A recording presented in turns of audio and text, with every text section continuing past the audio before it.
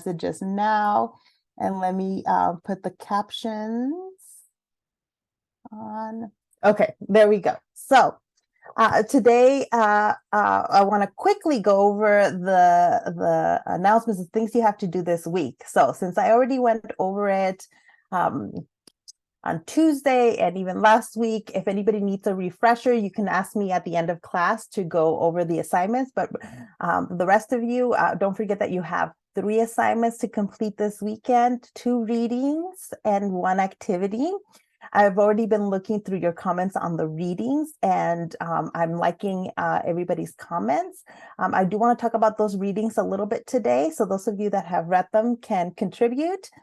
And then a reminder that the activity you're completing on Canvas is this lynching activity, where I'm asking you to go to this website, find one of these 2 oral interviews, right? You like technically you could do a different one, but I want you to use one of these 2 because I think both of these individuals talk about not remembering all the specifics about incidences of lynching, right? And that's important because I want you to think about how even when people don't remember specific details, it can still be useful for historians. And this is one of the most common problems that historians encounter when talking to people who have lived through a historical event, or even like reading some of the sources. A lot of our sources won't tell us what we want them to tell us. And so our job as historians is to figure out how to, let me see who's got, I'm like, there we go. Figure out how to read in between the lines or what to do with those silences, right? We call them silences, right? Some people are not telling us what we want them to tell us. And we have to figure out a way to dealing with that so that we can still talk about some of these things. So that's what I'm asking you to do with these questions on here.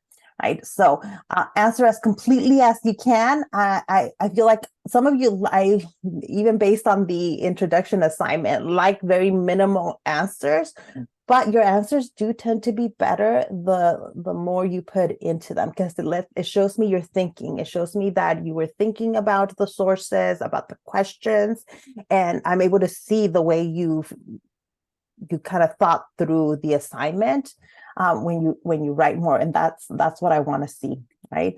But ultimately, I don't care about how much, right? Once again, I don't have a word minimum or maximum in this assignment because it's not about how much you write, it's about your answer, right? I want thoughtful answers, and some of you can do very thoughtful answers in minimal words, and some of you need a little bit more time, more space to say those things. So as long as you're answering the questions, you should be good.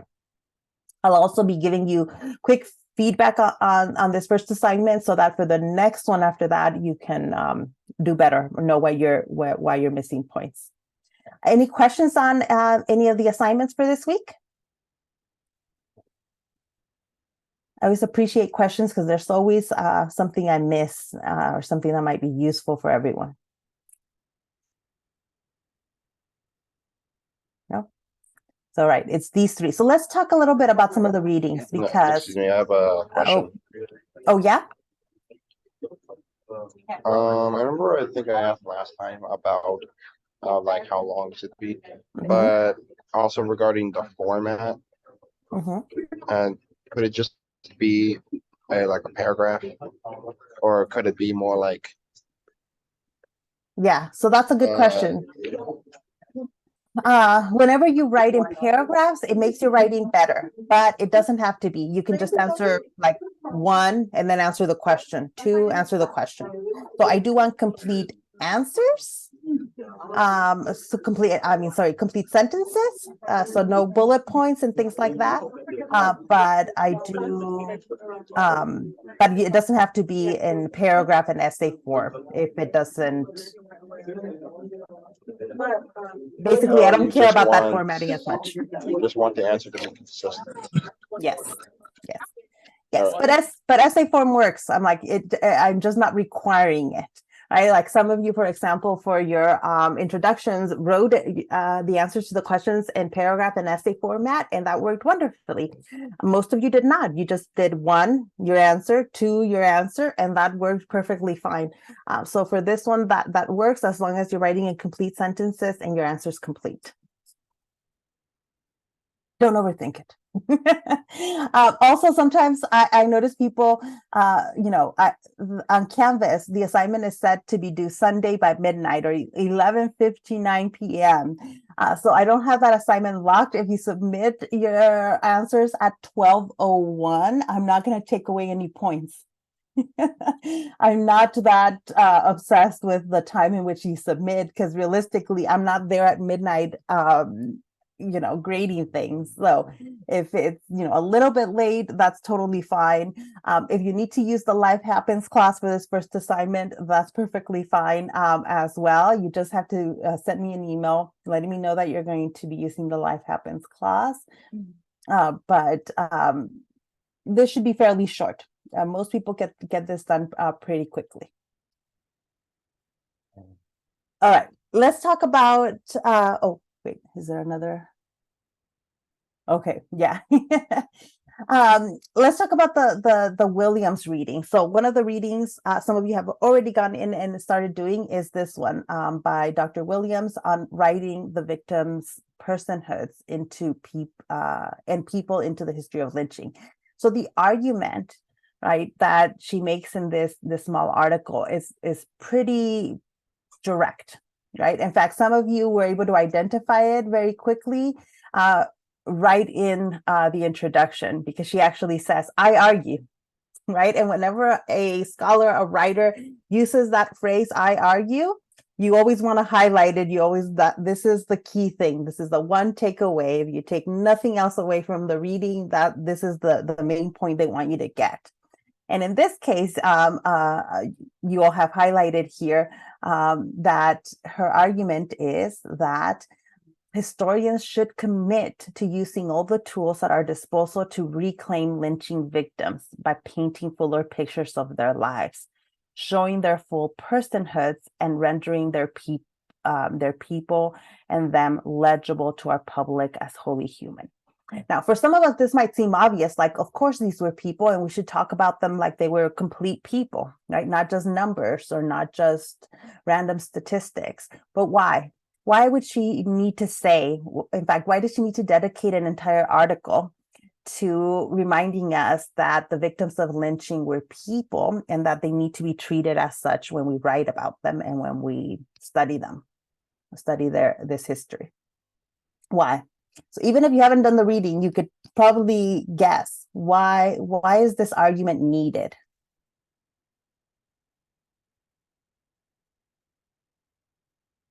Any ideas?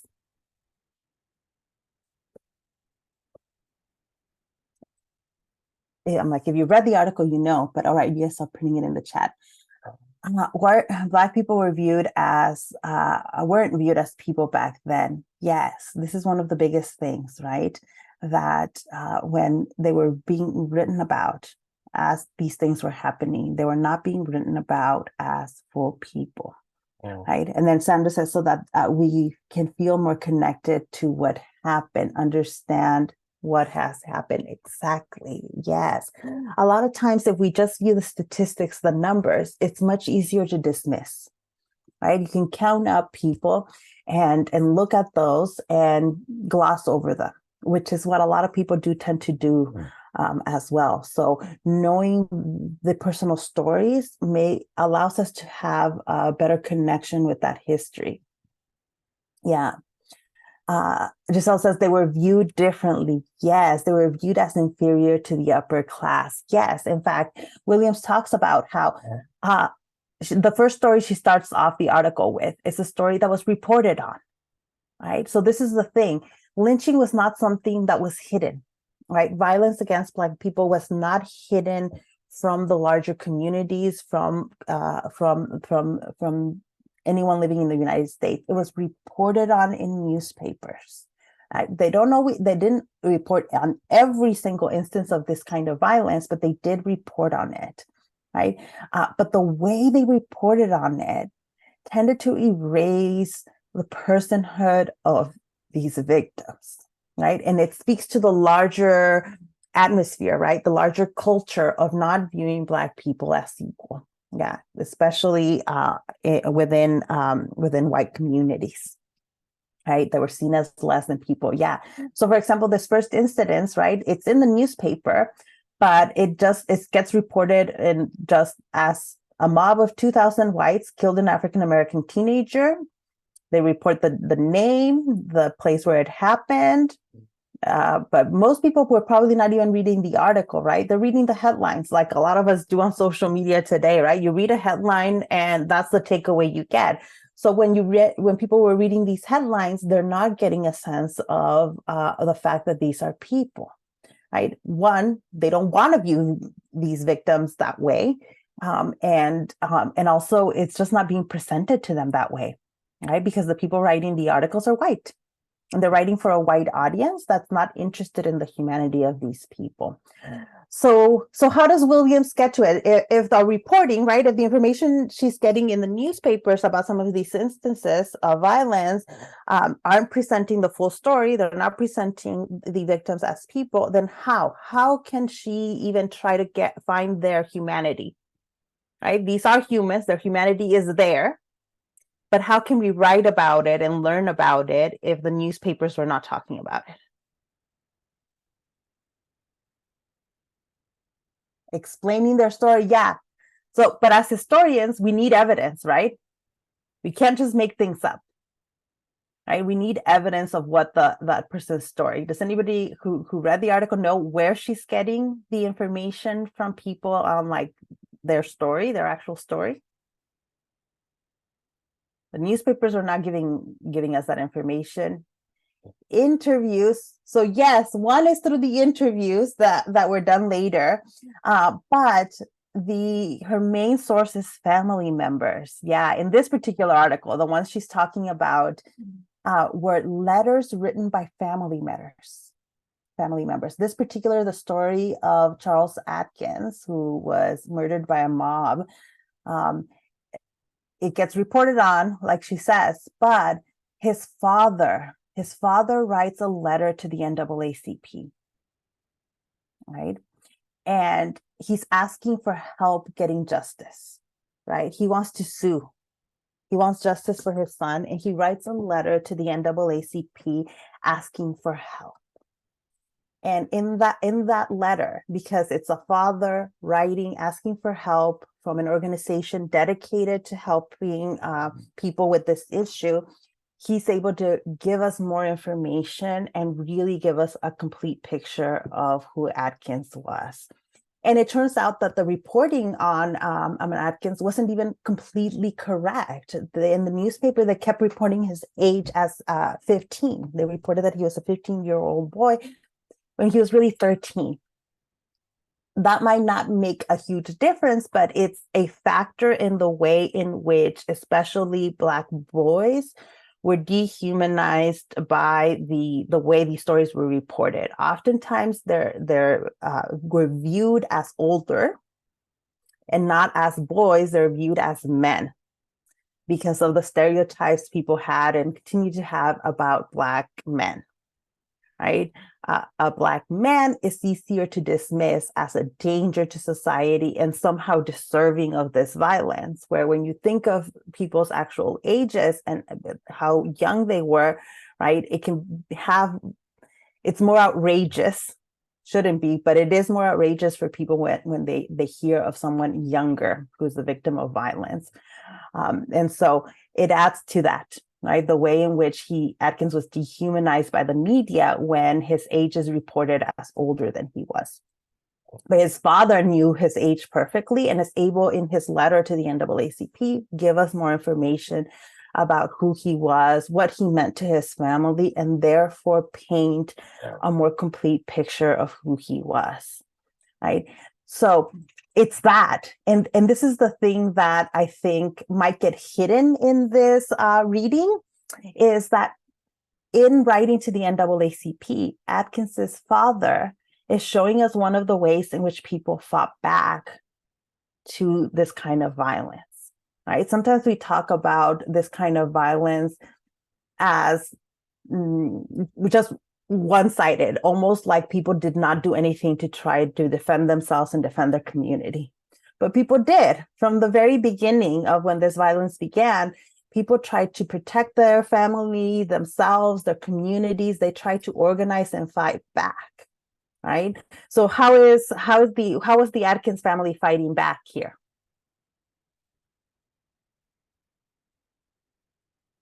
I'm kind of asking, I've already given you almost the complete answer to that, but how can we see the Atkins family, so this one family that's a victim of this kind of violence, how did they fight back?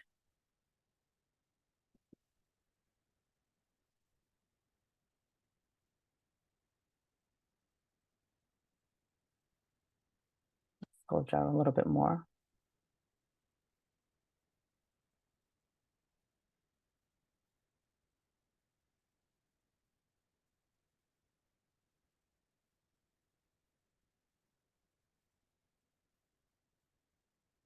Do you guys think that that writing to the NAACP counts as fighting back? Asking for help? Does that count as an attempt to fight back against some of the violence? Yeah, exactly. That's it. That's what's in there, right? Um, and because people fought back in all kinds of small and big ways. And that's what we have to remember, that in some instances, it was very difficult to fight back, right? When you're in a community where you know that fighting back, that speaking out is going to lead to even more violence against yourself and your community, it's going to lead to people not wanting to speak out in an attempt to protect themselves, right? So sometimes not speaking out is an attempt to protect yourself, right? But people found big and small ways of doing it. So one of that was writing to an organization like the NAACP, right? At this point, they weren't writing to like the federal government. He's not writing to the president or to the congressional representative or the state representative, because Atkins' father, knows he's not going to get any help there. Those are all white representatives who are more interested in getting the votes from the white community, not from the Black community. So they're unlikely to even want to do anything about it. Instead, he's writing to an organization who is dedicated to helping the Black community. And in particular, the NAACP, this was one of their main topics, one of the main things they were interested in changing, right? The NAACP worked and works primarily within the legal system. Their goal was to change laws, especially segregation laws. That's how most of us know the NAACP and its history. But it really started as an organization dedicated to trying to stop lynching and pass a law that made lynching illegal. Now, technically, lynching and this kind of violence was already illegal, right? Because murder was illegal, assault was illegal. But when the lawmakers themselves, right, when it was the police, the judges, the white community engaging in this kind of violence, it was allowed. So what the NAACP wanted was a federal law. They wanted the federal government to step in and declare lynching illegal, and then force the states to uphold the law, right? How successful was the NAACP in passing an anti-lynching law?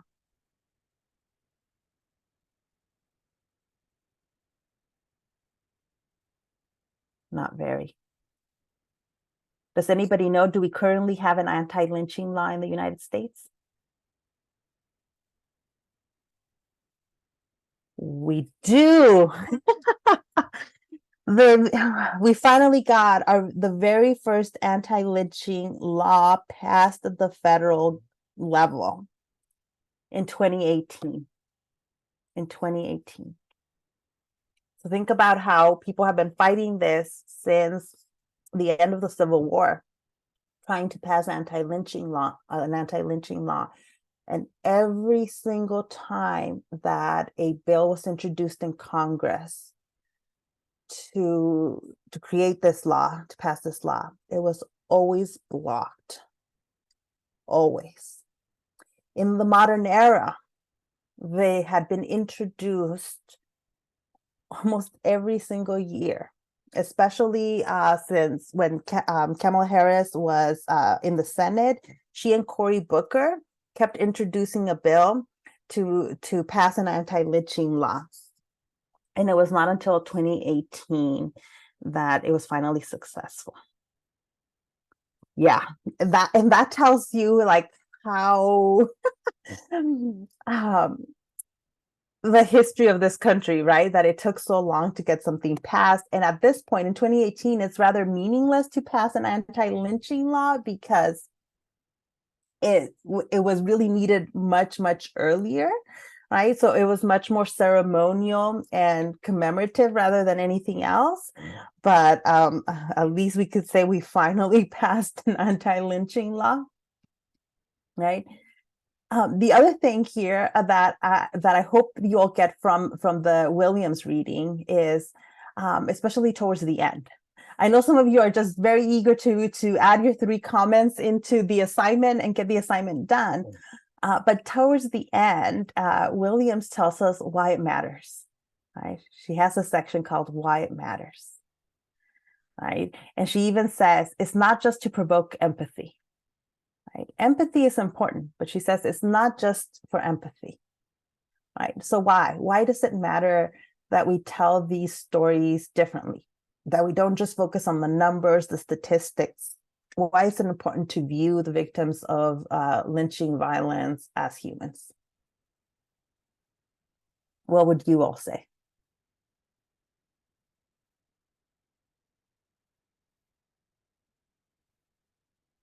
Why is it important to view the victims of lynching violence as full people?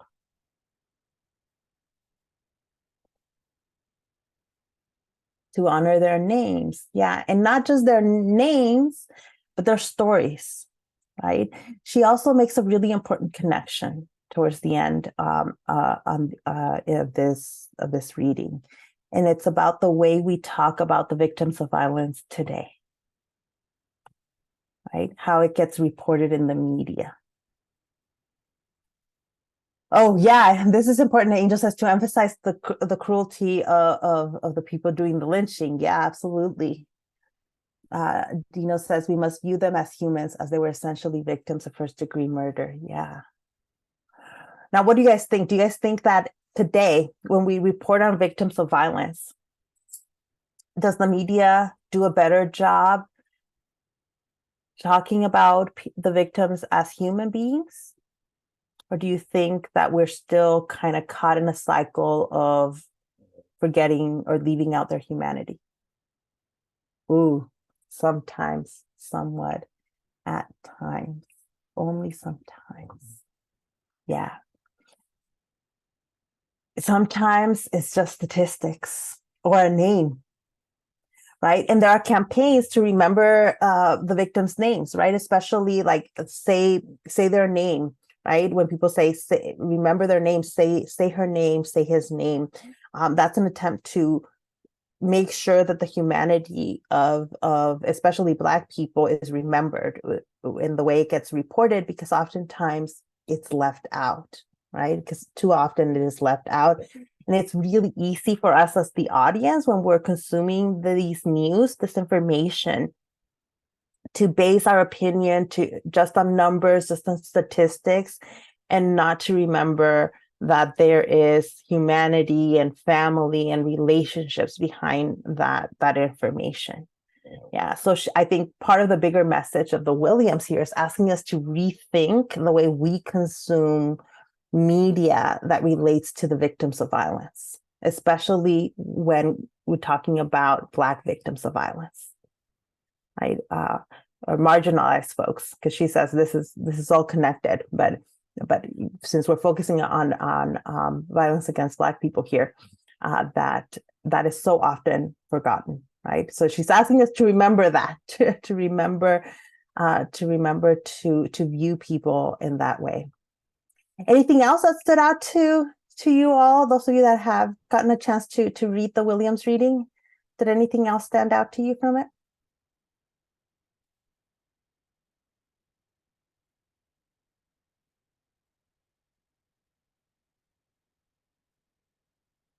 I do want to point out, like here, I caught a paragraph in which she talks about how this was a bigger issue, right? This kind of violence is the same or very similar kind of violence that we're going to see against Mexicans in the Southwest, especially in the Texas-Mexico border. It's very similar to the kind of violence we see against Indigenous people and Chinese immigrants. So we're going to make those connections next week, because I think that's the larger point, right? It's that all of these histories of violence against marginalized people are connected, right? When we look at them as just isolated, when we see, the South, in the South, there was a lot of violence against Black people, then it's really easy to blame the Southern states. So say, they were racist, they were backwards, that's a problem over there. And when we view it as just a Southern problem, then it's very easy to view ourselves, those of us who don't live in the South, as better, or imagine that our history is better. But hopefully we're not going to do that. We're going to view how this kind of violence existed throughout the country. Right. What changes is maybe the specific stories, right? But the dynamics are very similar in terms of who is committing the violence and who is being targeted and why they're being targeted. Right? Those dynamics are very similar. Okay, so let me go back to the PowerPoint. So other ways. What are some other ways in which people fought back? You can guess, because like I said, most of this stuff gets left out of the way we learn this history. But people did fight back. What were other ways in which people fought back to lynching and racist violence? You could go to the NAACP. What else could you do?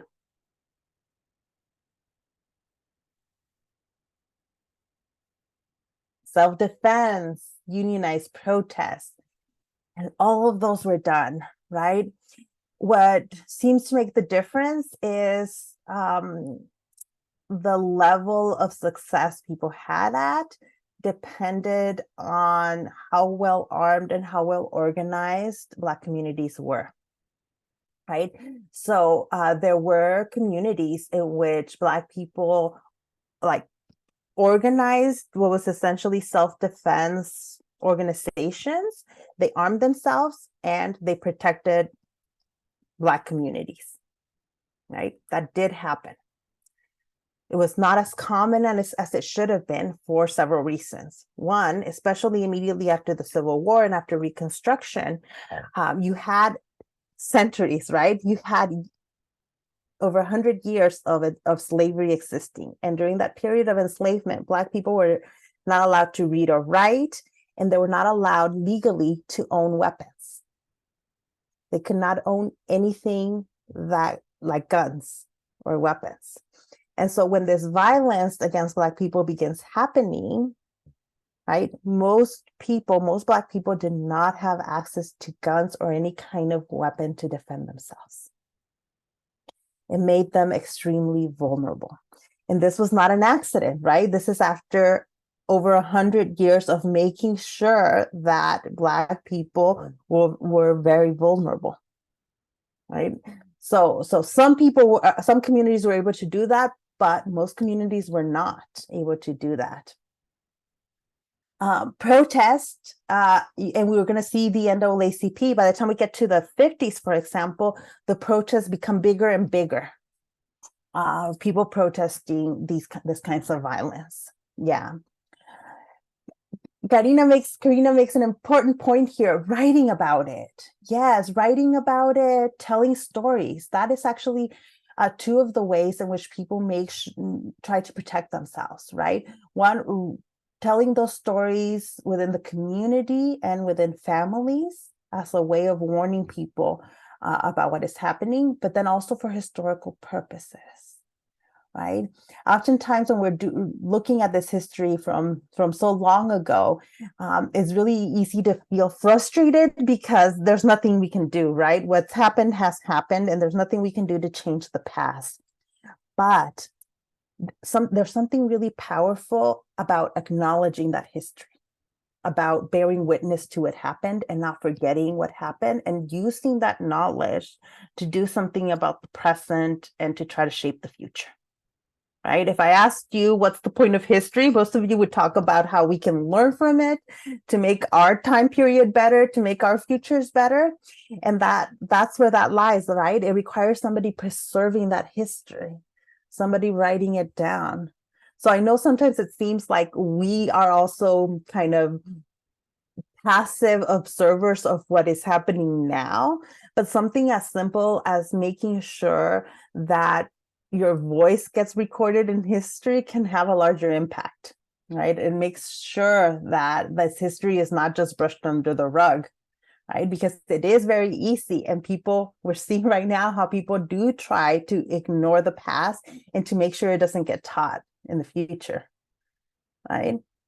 So let me ask you, because this is something that's controversial right now. If I were teaching this kind of information in Florida or in Texas and a few other places, even in places in California, if I were teaching this in K through 12, I might get complaints from parents. Why am I talking about this with students? Right? Why? Why are people against teaching this history? It's clear it happened. We have more than enough evidence of it occurring, but there's people fighting so that we don't teach this. It's uncomfortable. Yeah. Trying to control it. It makes people look bad. Yeah. One of the arguments I kept seeing when you look at debates happening at like school board meetings all over the country, and you all are being very like PC in your answers in the chat. It makes a lot of people uncomfortable, but in particular, it makes a lot of white people uncomfortable. It makes a lot of white people uncomfortable, right? Because these are their ancestors that did this. It's somebody's great-grandparent or great-great-grandparent that or participated in this violence, right? And so when people feel that, they feel responsible, they feel ashamed. And I think the larger connection is that knowing that some ancestor of yours did something really bad like this almost makes people think like, wow, maybe I'm going to be asked to do something to repair the harm my ancestor did. Someone's going to hold me responsible for this, for what happened.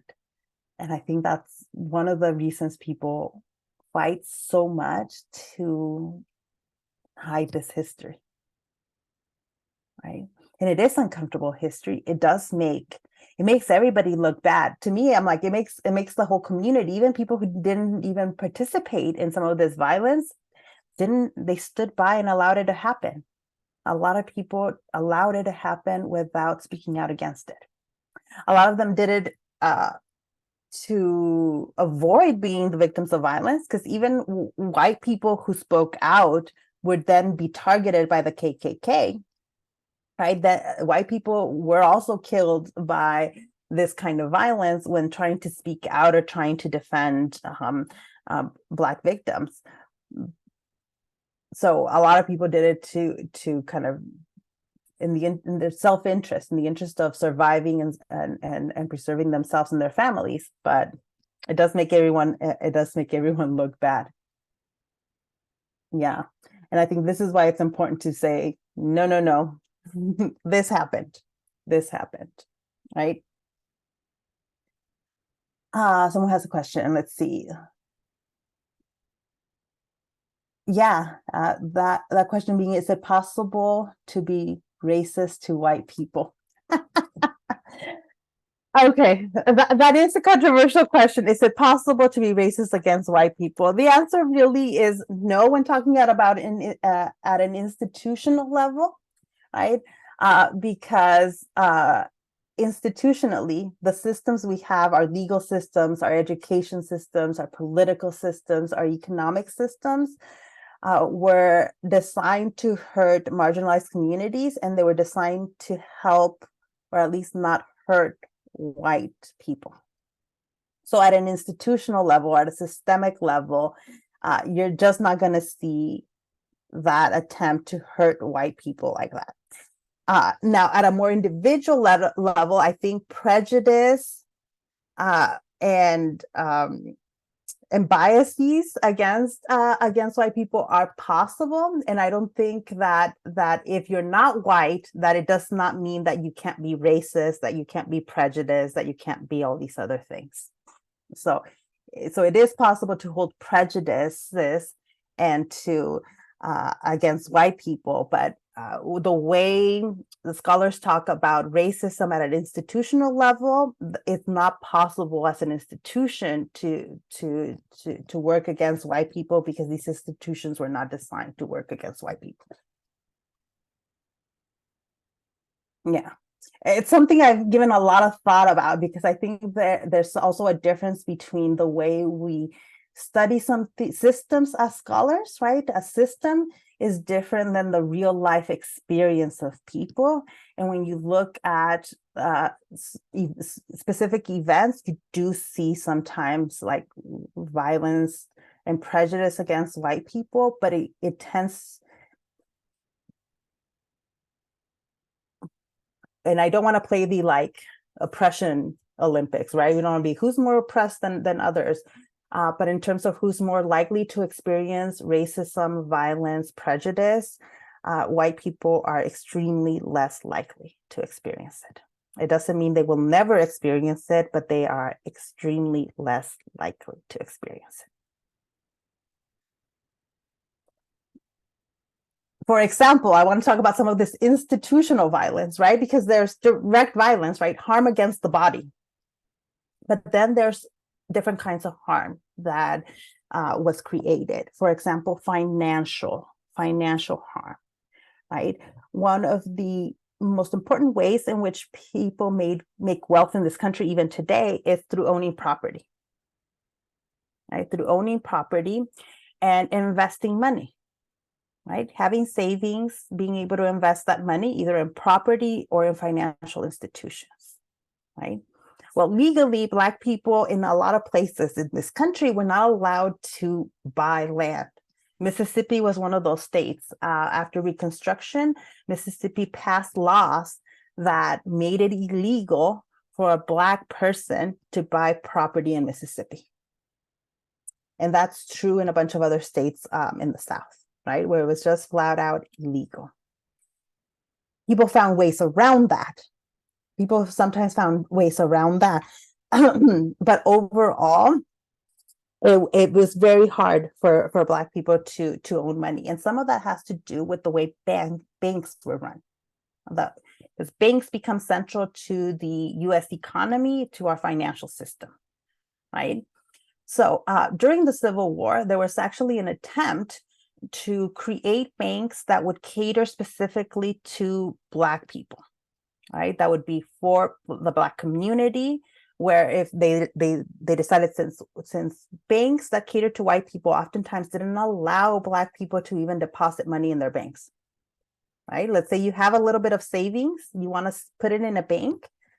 A lot of white banks would not allow a Black person to do that, right? But during the Civil War, they created the Freedmen's Bank, which was initially a savings bank only. Right?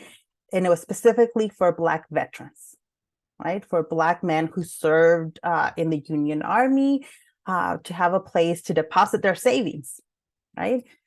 So initially it was just that, it was savings. They weren't going to be making any money, but at least it was a place to store that money. Well, that worked really well. There was what bankers discovered was that Black people did have savings. They did have some money. Not everyone, but there were enough Black people who had money, who needed somewhere to deposit it. And so there's this attempt to turn that initial Freedmen's Bank into a commercial bank, right? Because, all right, we need to integrate formerly enslaved people into the economy, and white banks are not going to do it. So let's create this other bank.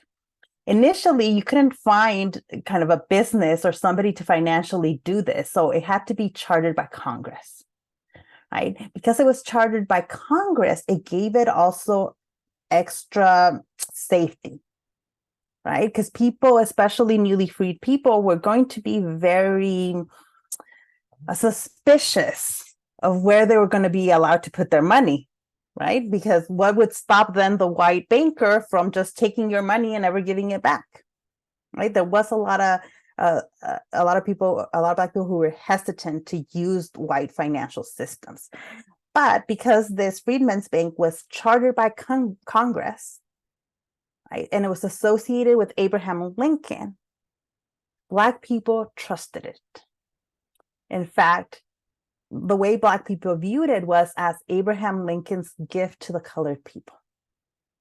Right? They viewed it as a gift from Abraham Lincoln. And so Black people began depositing their money in this Freedmen's Bank. More than just veterans. So initially it was just veterans. And then once it was chartered by Congress and it became a commercial bank, then more Black people started depositing their money in the bank. So it was a kind of an interesting experiment. Will this work? Well, initially, it seems like it's going to work, right? Because it has the support of the Black community. It's backed by Congress. This Freedmen's Bank begins starting programs to help teach Black people about what to do with their money, right? That might sound really great, but let me tell you about these programs they had. These programs were designed, and the documents show that they're worded that they were designed to teach Black people American values, to teach them wisdom and how the economy worked. So these were the words that were used to develop these programs. So if a Black person attended one of these classrooms, one of these workshops, essentially provided by the bank, it's chartered by Congress, they would attend and they would be taught all about American values of saving your money, of not spending all your money on frivolous things. Don't buy up a lot of things that are going to disappear quickly. Save your money. Don't buy things that don't matter. Right? Buy things that are going to help you in the long run. Just put your money in a bank, right? Save some of it. What's wrong with that kind of teaching? See if any of you have any good ideas about why that kind of teaching, those kinds of programs are actually kind of a problem.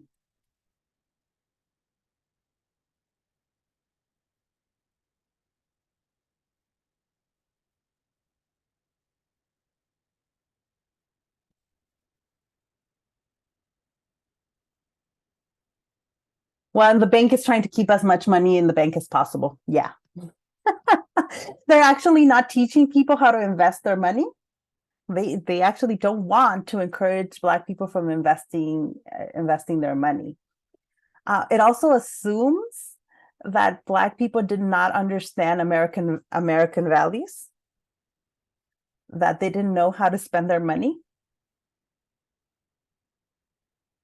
And now the economic part was probably the most useful part of these kinds of educational programs.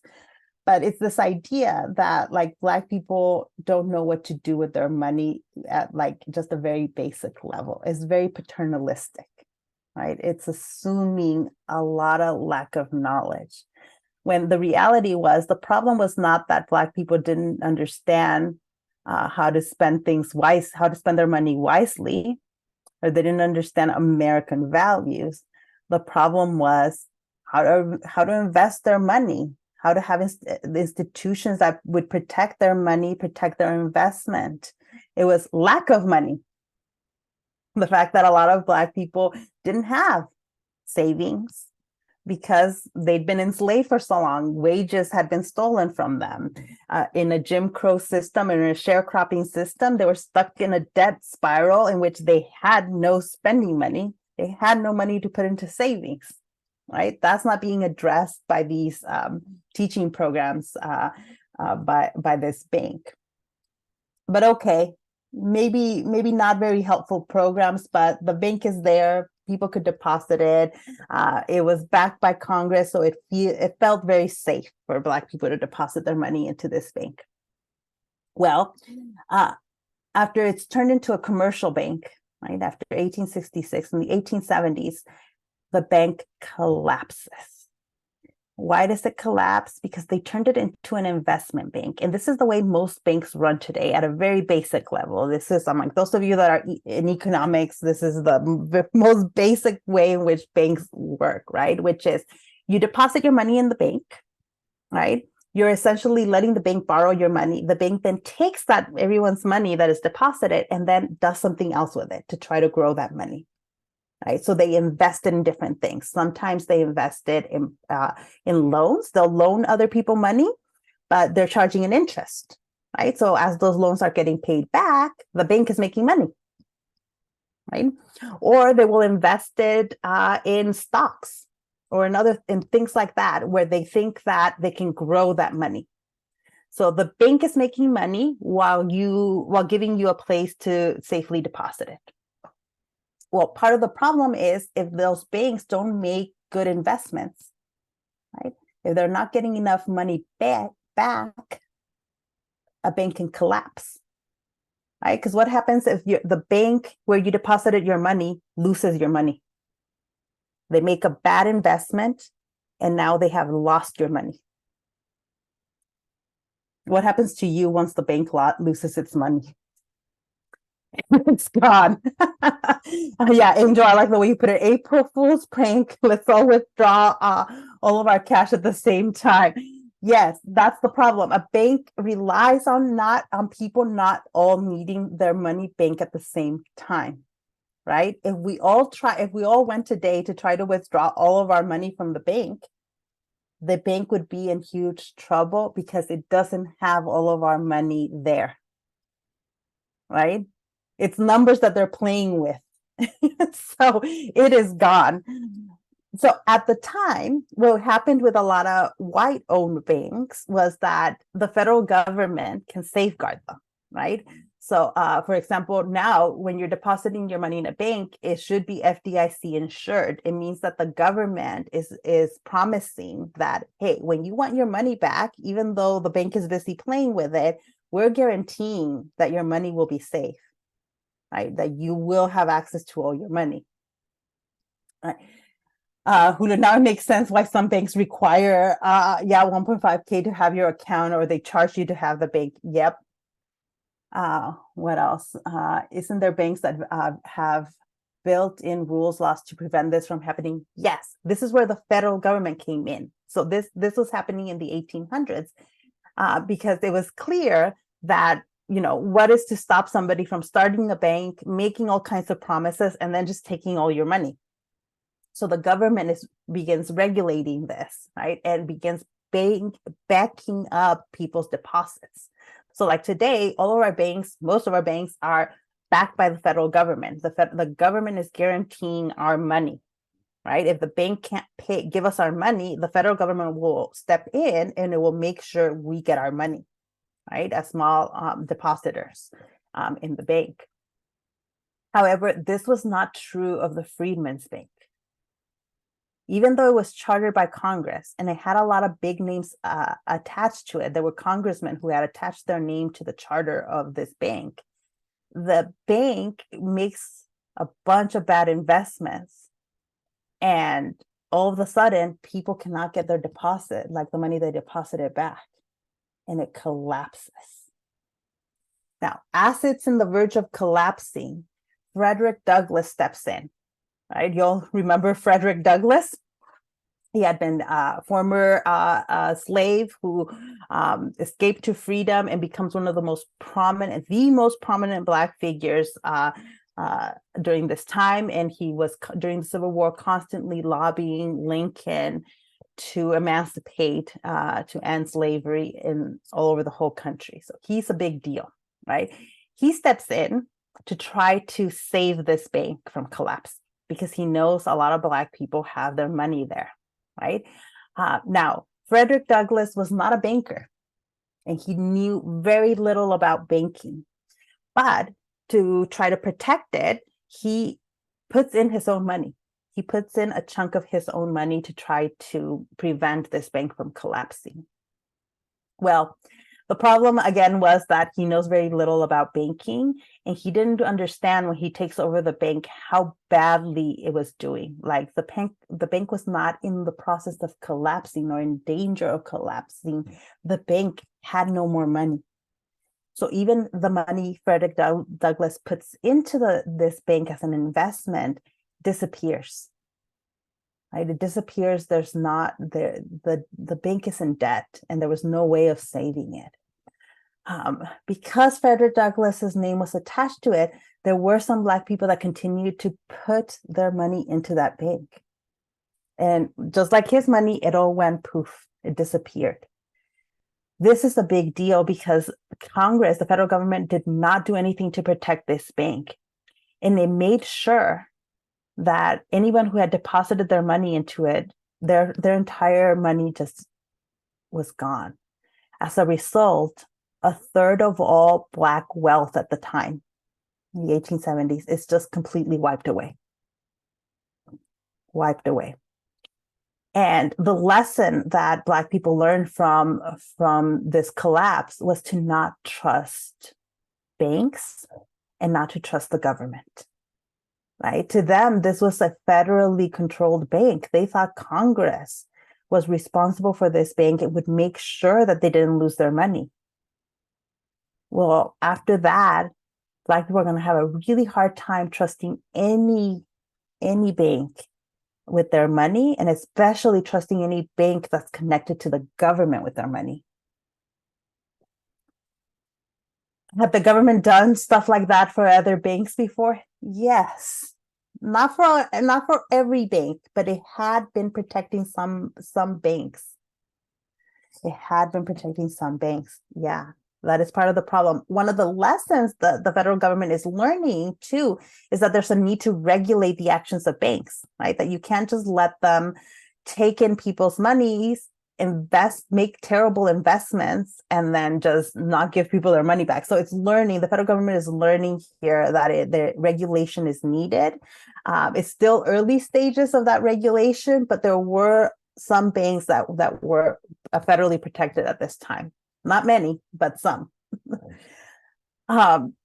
So actually, other people will try to pick up this project of Black banking, right? Because the same problem continues into the 20th century of banks that were owned by white people were not allowing Black people to use them. Right. And then on top of it, there's now this problem of Black people don't trust the banks and they don't trust the federal government.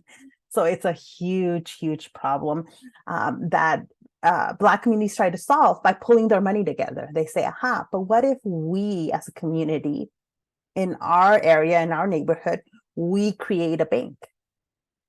If we all put our money into this bank and then invest it well, it could work.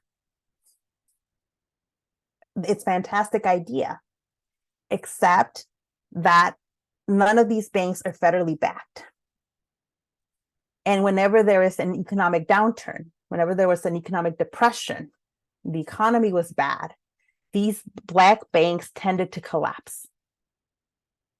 In fact, there was only two Black-owned banks that survived the Great Depression. And one of them collapsed very soon after. There was only one bank that survived more long-term, and it did eventually close, eventually collapsed. So there's an attempt to build community Black banking. It just didn't work, in part because it was not federally backed. Now, like I said, this wasn't the same with all the banks. One of the most well-known banks today is the Bank of America, right? I used to have an account with Bank of America. I hate them now because there were fees everywhere. But my family still has money in Bank of America. Does anybody know what was the original name of Bank of America? Yeah, okay. Some of us could start a hating Bank of America group. No? It was originally the Bank of America is existing. It begins the 1800s as the Bank of Italy. It was an Italian immigrant bank, right? Because Italian immigrants were having the same problem of like not having a banking institution that they could rely on, right? It's initially they're immigrants, they're viewed as less than, they're discriminated against, and so they a wealthy investor begins the Bank of Italy, and it goes really it starts doing really well. And yep, and it shifts once it starts doing well. It changes its name to the Bank of America in order to show that it is an American institution and to try to prevent any suspicion that it's a foreign bank. But it becomes one of the biggest, wealthiest banks in the United States. United States of Italy. It was just Bank of Italy. It was Bank of Italy. And then it becomes the Bank of America. Seth, it turns out America was Italy the whole time, kind of. But it did well. Bank of America did well, even as the Bank of Italy, in part because it had the protection by the federal government. Right? It had protection by the federal government. And in fact, the federal government steps in at several times during its history to prevent it from collapsing. If anyone wants to learn more about this, we don't have time to get into all the details of this kind of banking, but there's this amazing book, The Color of Money, Black Banks and the Radical Wealth Gap by Dr. Barra. Hold on, her name's getting cut off in with the captions, but wrote this amazing book about Black banking. And if you're into economics, it's very readable. If you're not good with economics, it takes a little bit of time, but it goes into all the details, especially that history of the Bank of Italy / Bank of America. But one of the keys then, one of the takeaways from this whole banking history is that the federal government's involvement is key to building wealth. When you see people making a lot of money in the 1800s and in the 1900s, a lot of the financial systems that's allowing them to make a lot of money are protected by the federal government. It's part of what allows people to make money. So when marginalized people try to participate in those financial systems, they often don't do well when they are not backed and protected by the federal government. So who the federal government protects, what businesses, what institutions will matter a lot for who gets to build wealth in this country. There's still a lot of truth to that today. Right.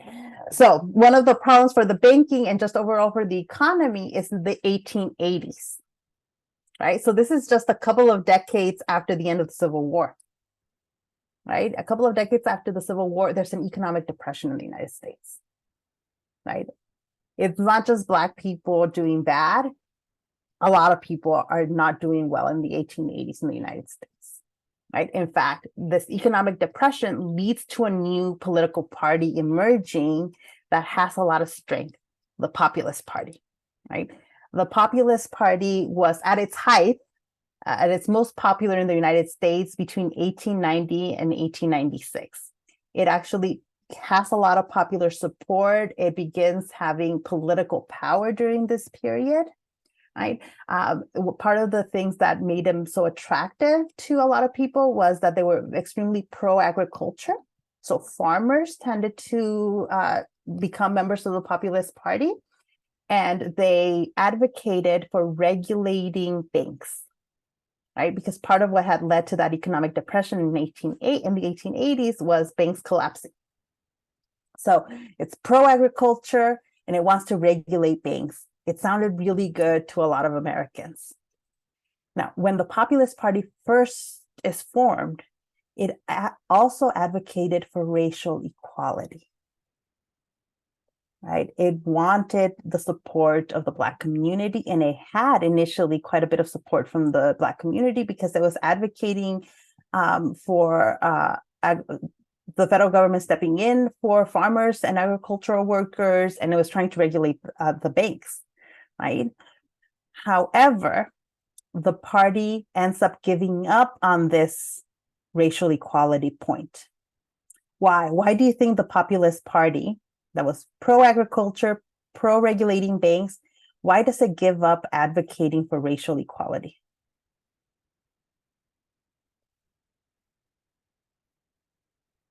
Yeah, to service white people. White members of the party begin complaining about that racial equality platform. They say, why? Why? And the Populist Party essentially has to make a decision. They're either going to continue advocating for racial equality and risk losing the support of their white members,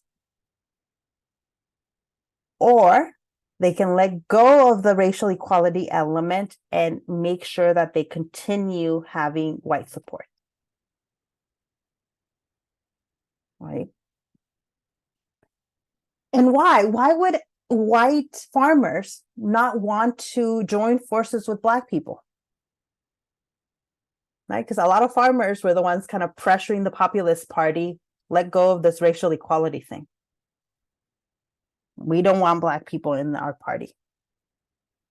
Why would people like agriculture or like farmers not want to form a coalition, a political coalition with Black people? Racism. Yeah, they don't want Black people having like becoming farmers, owning land, and then competing with them. Right? They see it as a zero-sum game, right? That if Black people can own land and have their own farms, that they're going to be in competition with the white farmers, and that you just can't have that.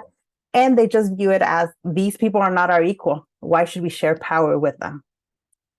Right? This is how entrenched these racist ideas are, right? That even when you have a shared economic interest or a shared political interest, white people were unwilling to create those coalitions with Black people.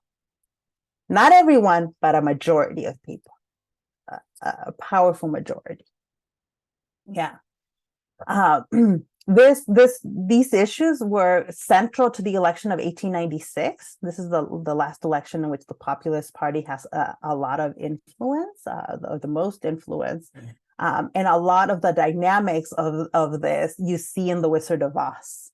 Those of you who, especially those of you who took like AP US history, why is The Wizard of Oz all about this issue? Oh, yes, Justin, that is a perfect way of putting it. Having Black people in their coalition, they believe would undermine their authority, their political power. Mm-hmm. Okay. With The Wizard of Oz, let me ask you, how many of you have seen The Wizard of Oz? Does anybody watch this movie anymore?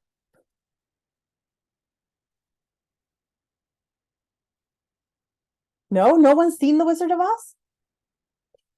In elementary school, I'm like, okay, it's an old movie. When I was a kid, it was already an old movie, so it's a really old movie. Okay, never mind. I was like, I try to ruin The Wizard of Oz for people, but if you ever want to watch The Wizard of Oz, the dynamics of these debates are very present in The Wizard of Oz, right? In The Wizard of Oz, you have these three characters that are going on a mission with the main character, Dorothy, right? The Scarecrow is a representative of American farmers, right? And what American farmers need.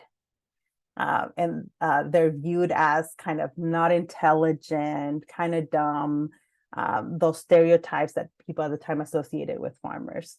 The Tin Man is a representative of the worker and the worker's interests, right? He's smart, he's hardworking, he's necessary for the economy, but has some weaknesses, right? In particular here, he's like looking for a heart. And the lion, the cowardly lion, is a politician. In fact, in particular, he's representative of William Jennings Bryan, who was one of the political candidates in the 1896 election, right? But so he's seen as cowardly because he was a silver advocate. He wants the American dollar to be backed not just by gold, but by gold and silver. He gives a very famous speech about it called the Cross of Gold speech. His opponent was William McKinley, and he favored the economy being based on the gold standard, basically the American dollar being backed up by real gold in our deposits, right? Because the federal government is responsible for backing the currency, right? And if it doesn't back the currency, the dollar could collapse and your money could be worth nothing. So this was central to the debate in 1896. But notice how neither one of these candidates is really interested in the Black vote. One, because of Jim Crow laws, Southern states are making sure that there is no significant Black vote to speak of to try to court their votes. And nobody's interested in racial equality.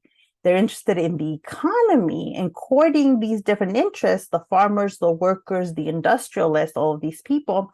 But the interest of marginalized people are not central to the political debate in 1896.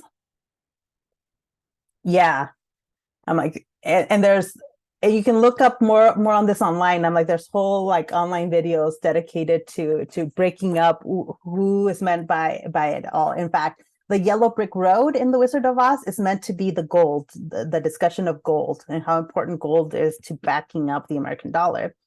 And in the book, the original book that the movie's based on, Dorothy's slippers were made of silver.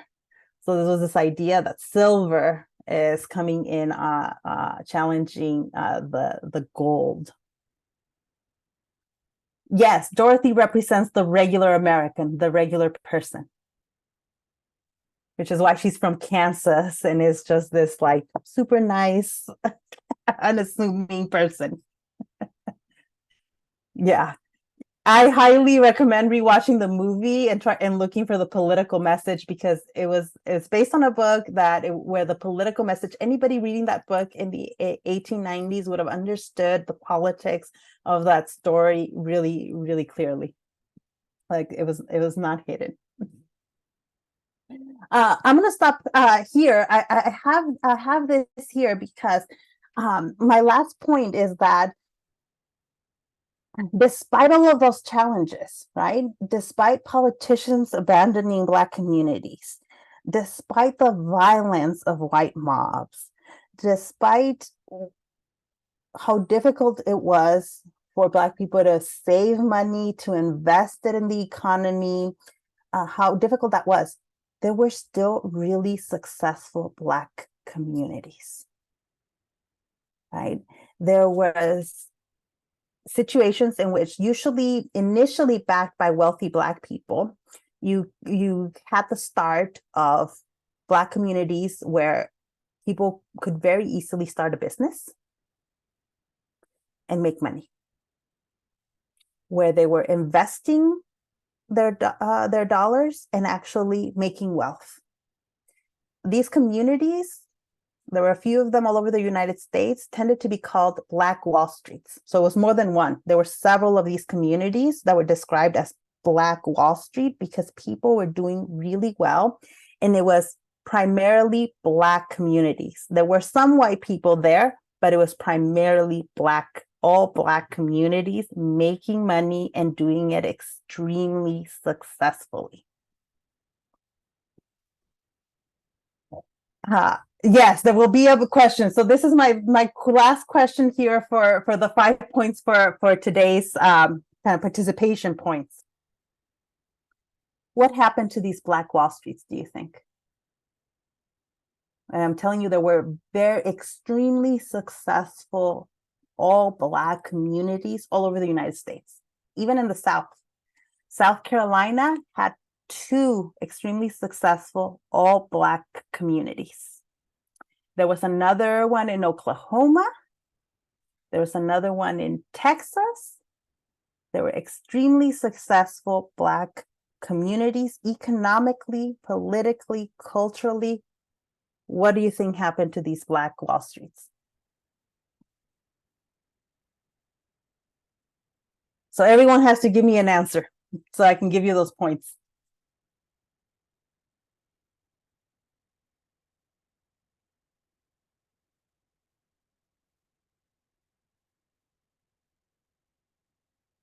Some of you know the answer. Some of you, if you pay attention on social media to these discussions, Black Wall Street comes up on.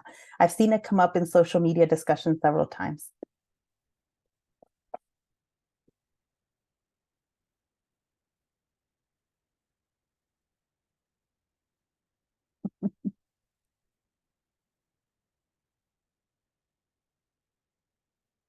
I'm seeing the correct answer collectively in the chat. Yes.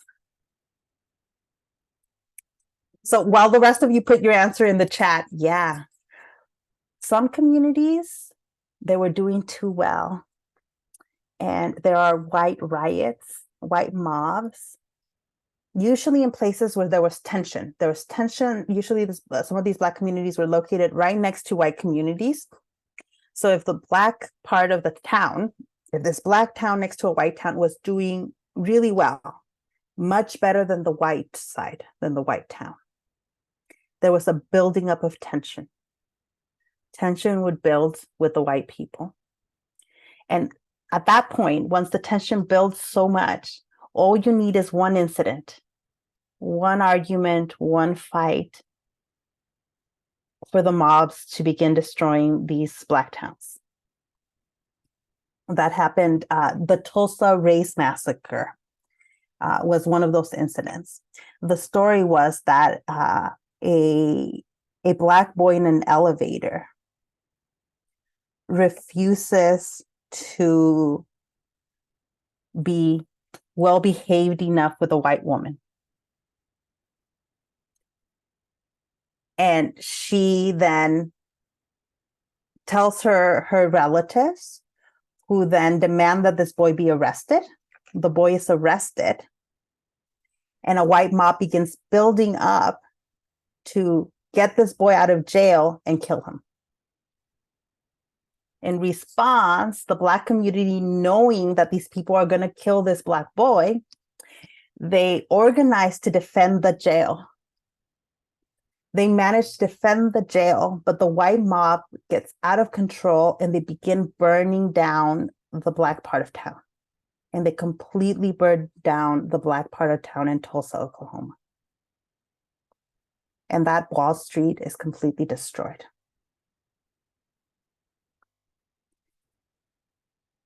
So that happens over and over again with successful Black communities. There was one successful Black community in South Carolina, which survives the riots, the violence. It actually remains pretty stable, and it remains in existence until the 1950s and 1960s. It finally kind of disappears on its own after the 1960s, but it survives a majority of the 19th and the 20th century. This one Black town in South Carolina. But for the most part, they are attacked and burned down by white mobs. Yeah, so I'm like, you all collectively got the right answer there. So I'm ending on a terribly depressing note. But you're all free to go. As long as you've put in your answer in the chat, you're free to go. Don't forget the 3 assignments this weekend. Jackson, To Kill a Mockingbird has a direct reference to Tulsa. Really, it's been a while since I've read To Kill a Mockingbird. But yeah, because there was a handful of these Black towns, and this was what happens with most of them. Yeah, there was one Black town I know of, that South Carolina one, that is not burned down, it's not destroyed, and it remains present until the 1960s. Yeah. Have a nice weekend. Bye, Julio. One that I know of. Now, I'm not an expert on these towns, so I'm like, there might be one or two other ones, but there's only one that it's very prominent that I've seen in the literature. Yeah. But we'll come back to this because this is the kind of thing that people like Malcolm X were advocating for, or the Nation of Islam. This is the kind of economic situation that Malcolm X and the Nation of Islam wanted. They wanted these kinds of Black towns. Yeah. I'm like, right, once you make the connection, it makes perfect sense. Bye, Angel. Oh, I forgot. Did I forget to stop the recording? Stop the recording. Oh.